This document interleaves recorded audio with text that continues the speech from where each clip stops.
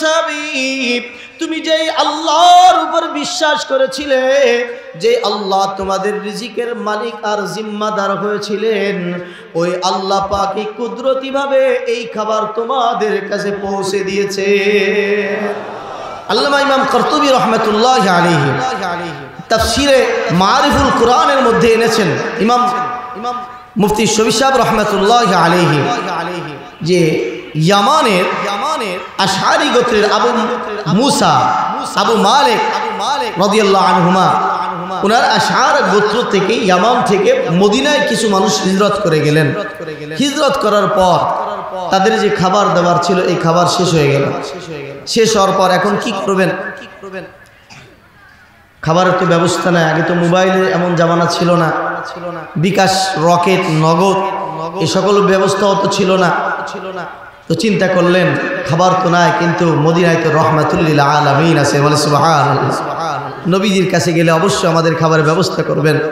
ওনারা চলে গেলেন, ওনাদের যে মুখপাত্র ছিলেন একজন সাহাবীকে পাঠিয়েছেন, তুমি যাও আল্লাহর নবীর কাছে কিছু দরখাস্ত করে এসো, আমাদের জন্য কিছু খাবারের ব্যবস্থা করো।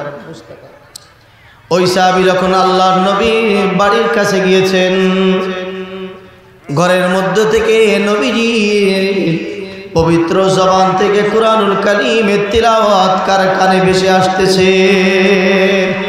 সুবহানাল্লাহ। নবীজি তেলাওয়াত করতেছেন, ওয়ামা মিন দাব্বাতিন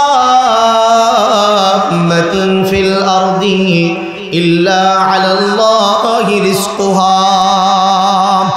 আল্লাহর নবী তিলাওয়াত করছেন, আর এই আয়াতটাই তার কর্ণকুরে পৌঁছে গেল, তার কানে পৌঁছে গেল। আর সাহাবায়ে কেরাম আরবি ভাষী ছিলেন, তারা তো আরবি বুঝে ফেলেছেন। আল্লাহ পাক এই জমিনে যত প্রাণী সৃষ্টি করেছেন, এমন কোনো প্রাণী নাই, তবে প্রত্যেক প্রাণীর রিজিকের জিম্মাদার হলেন আল্লাহ। এই কথা যখন ওই সাহাবী শুনেছেন, নবীজির কাছে আর আসে নাই, নবীর কাছে না এসে কাফেলার কাছে চলে গেছে। কাফেলার কাছে গিয়ে বলতেছে, ও ভাই সকল, তোমরা টেনশন করো না, চিন্তা করো না, খুব তাড়াতাড়ি আমাদের খাবারের ব্যবস্থা হয়ে যাবে। বলেন না সুবহানাল্লাহ। খুব তাড়াতাড়ি আমাদের খাবারের ব্যবস্থা হয়ে যাবে। উনি কিন্তু নবীজির কাছে যান নাই। ভরসা রয়েছে কোরআনের প্রতি, ভরসা রয়েছে আল্লাহ পাকের বাণীর প্রতি, যে আমাদের চোখের দেখা, আমাদের হাতের স্পর্শ এটা মিথ্যা ইনফরমেশন দিতে পারে, কিন্তু আল্লাহর কথা, রাসূলের কথার মধ্যে বিন্দু পরিমাণ সন্দেহ হতে পারে না। কেউ ঠিক কি ঠিক না? আবার বন্ধুগণ, তো সাহাবী যখন চলে গেলেন, সকলে আনন্দিত অবস্থায় নিশ্চিন্তে বসে আছেন, আমাদের খাবারের ব্যবস্থা হবে। কিছুক্ষণ পরে দুই ব্যক্তি বড় খাঞ্চায় করে, আরবিতে কসআ বলা হয়, এই কসআ বা দুইটা খাঞ্চায় করে কিছু রুটি এবং কিছু সুস্বাদু আপনার গোশত ভুনা, এটা নিয়ে তাদের সামনে উপস্থিত হয়ে গেছে। সুবহানাল্লাহ। সকল সাহাবায়ে কেরাম তৃপ্তি সহকারে খেলেন। খাওয়ার পরে আরো রয়ে গেছে, খাওয়ার পরে আরো রয়ে গেছে। এখন চিন্তা করলেন, নবীজির দরবারে তো কত মেহমান আসেন, আমরা এটা ফেরত দেওয়াটাই বাঞ্ছনীয়। নবীজি অন্য মানুষদেরকে মেহমানদারি করতে পারবেন। সাহাবায়ে কেরাম চলে গেলেন, ইয়া রাসূলুল্লাহ, আপনি যেই খাবার পাঠিয়েছিলেন খুব সুস্বাদু খাবার, আমরা পুরা কাফেলা তৃপ্তি সহকারে খুব মজা করে আমরা খাবারগুলো খেয়েছি, এরপরেও এই খাবারগুলো থেকে গেছে।